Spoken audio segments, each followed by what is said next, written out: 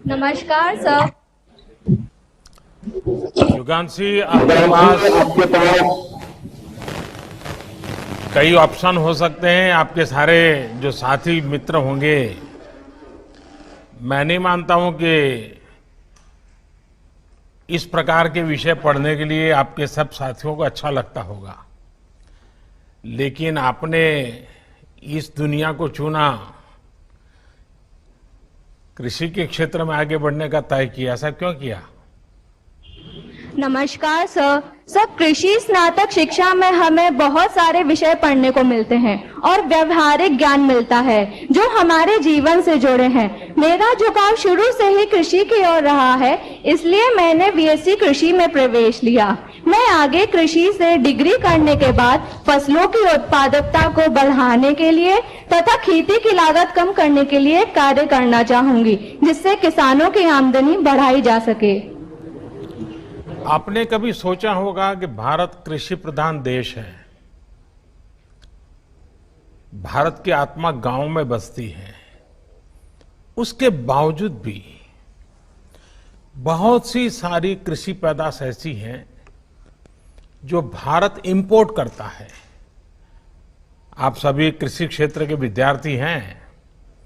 आज edible oil के लिए करीब 75,000 करोड़ रुपीस हमारा विदेश जाता है।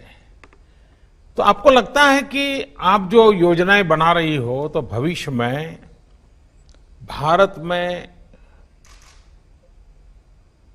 मुट्ठी भर भी कृषि पैदावार कहीं से बाहर से लानी न पड़े, उसका लिस्टिंग बनाना, उस पर रिसर्च करना, उस पर काम करना, ये हो सकता है क्या? जी सर, जरूर हो सकता है। यदि सारे कृषि से जुड़े हुए व्यक्ति अपनी पूरी क्षमता और परिश्रम के साथ लगे रहें और खेती को आगे बढ़ाने के लिए कुछ अच्छा इनोवेटिव सोचे, तो वो जरूर हो सकता है। जैसा कि आपने आत्मनिर्भर भारत बनाने की बात कही है, उसमें युवा को बहुत ज्यादा प्रोत्साहन मिला है, जिससे वो अपना स्टार्टअप खोल सकते हैं, अपने खुद के व्यवसाय खोल सकते हैं और जो जिसमें उनकी रुचि है वो कार्य वो कर सकते हैं। चलिए योगांशी, मैं आपको बहुत शुभकामनाएं देता हूं, बहुत बधाई देता हूं। आप इस क्षेत्र में प्रगति करें। और वैसे भी हमारे देश का कृषि क्षेत्र ज्यादातर महिलाओं ने संभाला हुआ है। पशुपालन का हो या कृषि का हो, महिलाओं का योगदान सदियों से हमारे यहाँ बहुत बड़ा रहा है, लेकिन हमारी व्यवस्था ऐसी है कि उसको अलग से रिकॉग्नाइज नहीं किया जाता है। आपके वहाँ आने से जरूर कृषि क्षेत्र को नई ताकत मिलेगी। मेरी तरफ से आपको बहुत शुभकामनाएं हैं। धन्यवाद। झांसी, नमस्ते।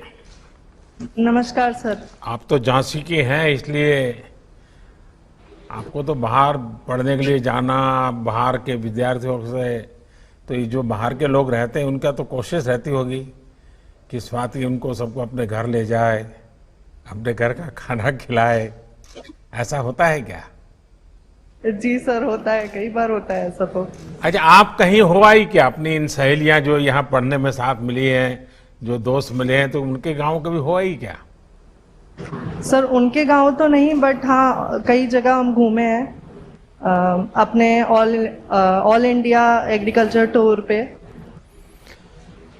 अच्छा स्वाति, बुंदेलखंड तो सचमुच में, क्योंकि मैं उस इलाके में मेरा आना जाना रहा है, पानी के अभाव में बड़ी कठिनाइयों वाला क्षेत्र है।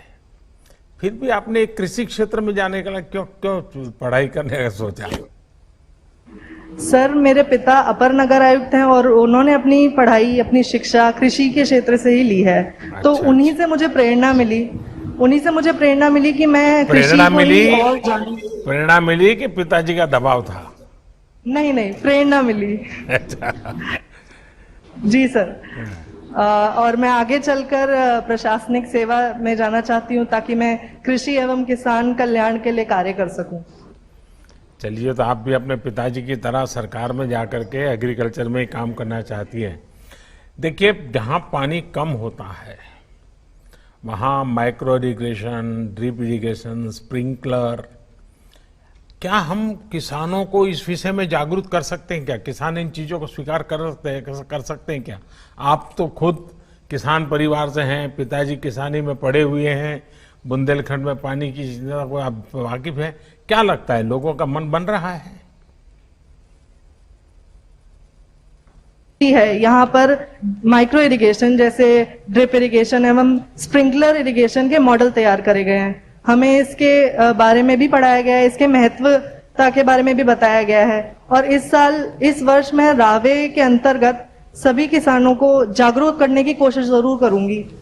आप किसानों को कैसे समझाते हो कि फ्लड इरिगेशन, ये पानी, किसान का स्वभाव है खेत पानी से लबालब भरा हुआ हो, सारी फसल पानी में डूबी हुई, तब उसको लगता है कि हाँ अब कुछ पानी है। उसमें से उसको ड्रिप इरिगेशन में लेकर जाना, जहाँ ऊपर तो सूखा दिखता हो, नीचे से गीला होता हो और फिर फसल होती हो, उसकी इस मानसिकता को कैसे बदल सकते हैं?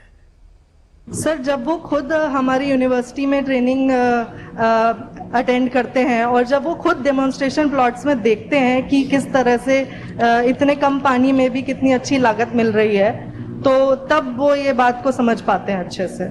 देखिए, आज इस कार्यक्रम में मुझे बताया गया कि करीब 50-55 हजार लोग रजिस्ट्री करा करके ऑनलाइन है। इतनी सारे लोग हैं, तो मैं अपनी बात करने का तरीका बताता हूँ। मैं जब गुजरात में था, वहाँ भी पानी का बहुत कष्ट रहता है, तो मैं लोगों को समझाता था कि ड्रिप इरिगेशन कैसे। तो मैं कहता कि मान लीजिए घर में छोटा बालक है और न वेट बढ़ रहा है, न वो खिल उठता है, बड़ा मुरझाया हुआ दुबला पतला है, और हर माँ बाप चाहता है कि बेटा स्वस्थ हो, दौड़ता हो, हंसता खेलता हो, ऐसा बच्चा हो, और माँ बाप चाहेंगे। लेकिन अगर कोई माँ बाप डेली बाल्टी भर दूध ला करके उसमें बादाम, पिस्ता, केसर सब चीजें डाल करके उस दूध से उसको नहला दे, तो उसका स्वास्थ्य ठीक होगा क्या? वो तंदुरुस्त होगा क्या? होगा क्या स्वाति? नो सर, नहीं होगा। लेकिन अगर समझदारी से एक एक चम्मच थोड़ा थोड़ा दूध पिला दे, तो कुछ महीनों के बाद बदलाव आएगा कि नहीं आएगा?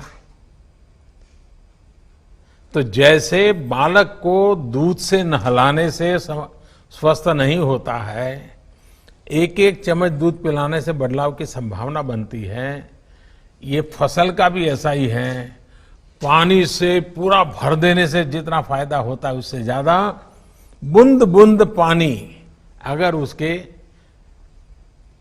मिलती है तो फसल बहुत बढ़िया बनती है। ये बात बड़े सरल शब्दों में लोगों को समझानी चाहिए। और पानी की रिसाइकलिंग हो, बरसात के पानी को कैसे जमीन के नीचे स्टोर किया जाए, इसके लिए जो आधुनिक और कम खर्च वाली तकनीक है, उनके बारे में जानकारी सामान्य जन तक पहुंचाना जरूरी है।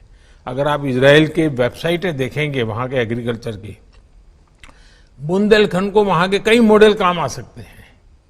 तो मैं चाहूंगा कि आप पढ़ लिख करके इसी इलाके में कृषि क्षेत्र में काम करने जा रही हो, तो जरूर आपका ज्ञान और आपका अनुभव और आपके पिताजी के आशीर्वाद जरूर इस क्षेत्र के किसानों की स्थिति को बदलेंगे, कृषि की स्थिति को बदलेंगे। मेरी बहुत शुभकामनाएं हैं सर।